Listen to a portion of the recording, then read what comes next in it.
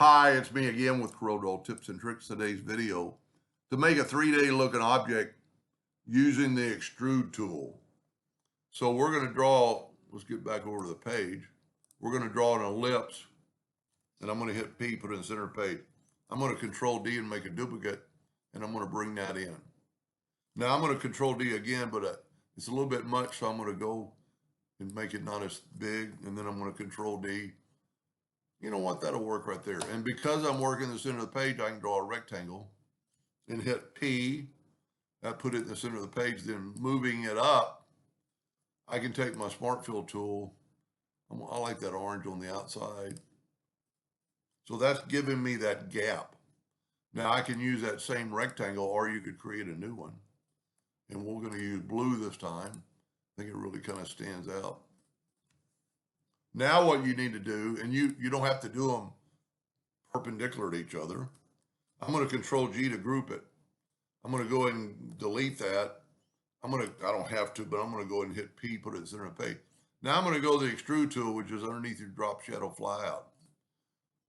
And I'm just going to extrude this just a little bit. And you can play around with these different settings and get it to, that might look pretty cool.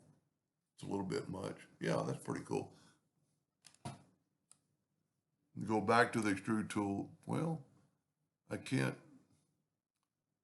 turn it that way. Now I'm the same thing basically. I'm going to get my rotation. And a lot of times I find out don't move it very far. That's probably good right there. Now, select it all, go up to Object and break the Extrude group apart. And if you'll grab down there and move that over. So I didn't extrude very far, but I think it's going to look pretty cool. Now I need to go to Object, Group, and ungroup them. And I'm going to use the Smart Fill tool on these sections. Like this is a little bitty piece right there. So I really should have rotated it a little better. But I'm going to get the interactive fill tool. I'm just going to swipe across and I'm going to put black there. And you could play around with that forever. Then I'm going to take this one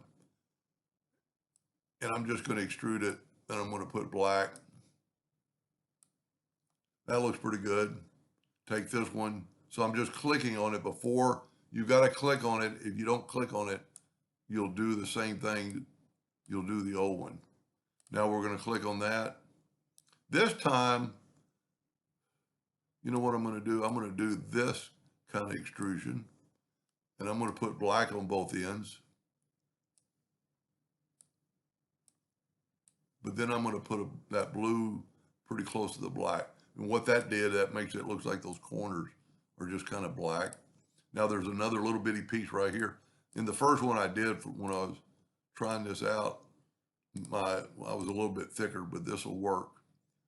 You know what? I'm going to go down with this one and hit black.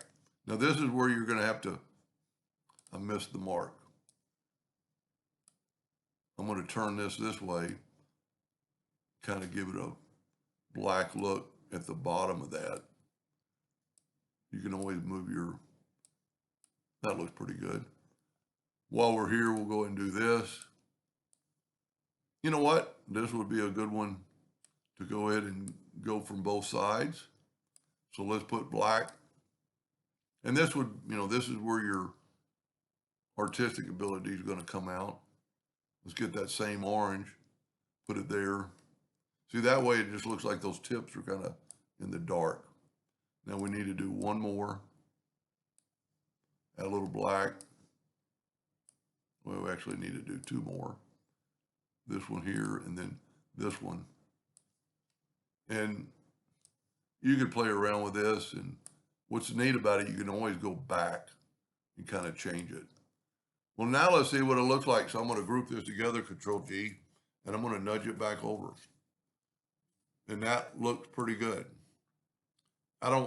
There's not much here, but you could still ungroup this